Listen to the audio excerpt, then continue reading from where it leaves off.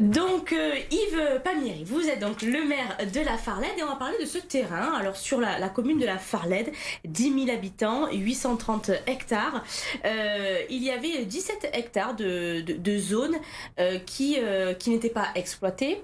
La question s'est donc posée, qu'est-ce qu'on va en faire? Et il y avait un projet initial d'écoquartier de 500 logements qui était un peu lancé. Finalement, vous avez fait un peu une marche arrière sur ce projet en disant on va plutôt mettre un frein à l'habitat et laisser un petit peu la place à l'agriculture. Et donc, vous avez lancé un appel à projet pour que des agriculteurs puissent reprendre une partie, en tout cas, de ce terrain. Vous avez parfaitement résumé la situation. Donc une commune et l'urbanisme d'une commune, c'est avant tout essayer d'aller vers l'équilibre du territoire entre les zones d'habitat, les zones économiques, mais aussi les zones naturelles et agricoles. Et depuis quelques dizaines d'années, nous avons une commune qui est soumise, comme l'ensemble du territoire, à une grosse attractivité. On n'est pas loin du littoral, on n'est pas loin de la grande ville, de la zone économique. On est une région où tout le monde veut venir s'installer. Les étudiants, les retraités, les actifs, les locaux, bien sûr, qui veulent y rester. Donc il y a des besoins en habitat importants. Et depuis plusieurs dizaines d'années, la commune a énormément grandi, bien sûr. Et la loi SRU qui nous impacte, puisque nous sommes une commune de plus de 3500 habitants dans une zone tendue, nous oblige à construire du logement social jusqu'à obtenir un jour 25%. Alors, je ne dis pas qu'il faut absolument obéir à cette loi, mais il faut aussi concourir à un effort. Il y a des besoins existants, il y a un besoin de solidarité, il y a un besoin aussi pour satisfaire à toutes ces personnes que j'ai listées tout à l'heure qui ont une envie légitime de rester sur le territoire notamment, ou de répondre à des offres d'emploi. Mais il faut aussi veiller à l'équilibre du territoire, offrir des espaces de respiration, préserver des zones agricoles qui sont capitales pour la souveraineté alimentaire de notre pays et de notre territoire en particulier. On l'a vu pendant le Covid qu'on était assez inquiet à ce sujet-là.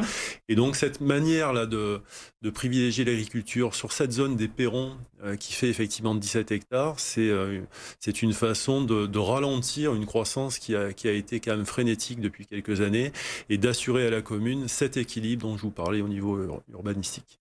Donc vous avez lancé un appel à projet, 5 agriculteurs sont depuis installés sur 7 hectares de cette zone qui est en fait des friches, c'est ça? C'est ça. Et donc depuis on y voit la vie qui a un peu repris Oui. sur ces terrains-là. Alors les friches, c'est une maladie finalement de l'agriculture de nos territoires où le foncier est très cher, où les propriétaires terriens avaient, et c'est humain, pour objectif de revendre de façon très valorisée leurs terres agricoles, anciennement agricoles, et donc ils ne les ont pas mises en exploitation depuis plusieurs années. On observe ce phénomène un petit peu partout, et c'est un mal contre lequel il faut lutter. Alors pour ça, on a mis en place un système qui s'appelle la zone agricole protégée. On va aboutir à cette signature dans quelques semaines pour donner un signal fort en disant c'est fini, les zones agricoles ne sont pas réversibles, elles ne passeront pas constructibles, celles qui nous restent resteront en l'état. Et donc ça nous permet d'aller vers ces projets-là et de proposer donc par le biais effectivement d'un appel à manifestation d'intérêt, des terrains à des prix très compétitifs. Oui, entre 200 et 400 euros par an pour les agriculteurs. Donc vraiment, ça leur permet également, pour certains, d'avoir une activité à côté, une activité professionnelle, et donc de ne pas avoir cette pression également de devoir... Du résultat. Voilà, c'est ça. Ils ont le temps de s'installer, ils ont le temps de peut-être aussi tâtonner, de commettre quelques erreurs et puis de trouver la bonne mesure. On a une variété aussi de corporations puisqu'on a du maraîchage avec une agriculture raisonnée, on a un viticulteur, on a des arboriculteurs avec la figue qui est très implantée sur le territoire avec l'AOP figue de Soliès, un horticulteur également. Donc on a une agriculture qui se rediversifie et il y a un volet qui est très intéressant aussi, c'est le côté pédagogique, puisqu'on va associer, c'était prévu dans le cadre de l'appel à manifestation d'intérêt, le travail des agriculteurs avec la venue des écoles de nos... Avec la création d'une petite ferme pédagogique sur place? Au moins des visites avec effectivement une expérience d'immersion pour les écoliers qui vont observer le travail des agriculteurs, comprendre finalement le cycle de l'agriculture. Et c'est vrai qu'on le voit dans plusieurs villes varoises, on revient un peu à cet ADN de terre et de monde agricole, et c'est important, cet attachement? Oui, c'est vrai qu'historiquement, le Var, c'est une terre agricole. Avant d'être une terre de tourisme, nous étions une terre de pêche pour le littoral et une terre d'agriculture. La Farlède, d'ailleurs, tient son nom de la culture du blé. Férula, ça signifiait le blé. Et nous sommes aujourd'hui effectivement devenus aussi un territoire touristique, ce qui a aussi des vertus du point de vue économique et de l'image.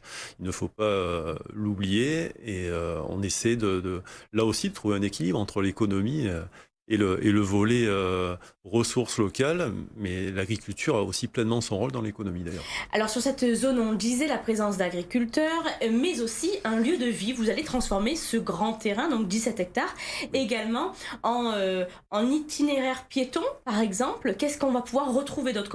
Quels aménagements vous allez faire sur ce terrain? Alors il y a eu une très belle réussite dans le secteur, c'est le plan de la Garde, qui est une installation départementale qui a été très bien réussie, qui bien sûr est beaucoup plus grande que ce que nous allons proposer, mais on va s'inspirer de ce plan de la Garde, faire un mini-plan avec un cône paysager vraiment magnifique au pied du Coudon, qui est le repère, le symbole des Farlédois, et nous allons permettre un itinéraire effectivement de promenade qui sera familial, qui pourra s'adresser à toutes les générations, au milieu effectivement au travers des parcelles agricoles, avec quelques équipements de loisirs à la fois pour les jeunes et les familles. Donc il y aura du pump track, vous savez, cet équipement qui plaît beaucoup aux jeunes, qui est un champ de bosse pour les vélos, les trottinettes.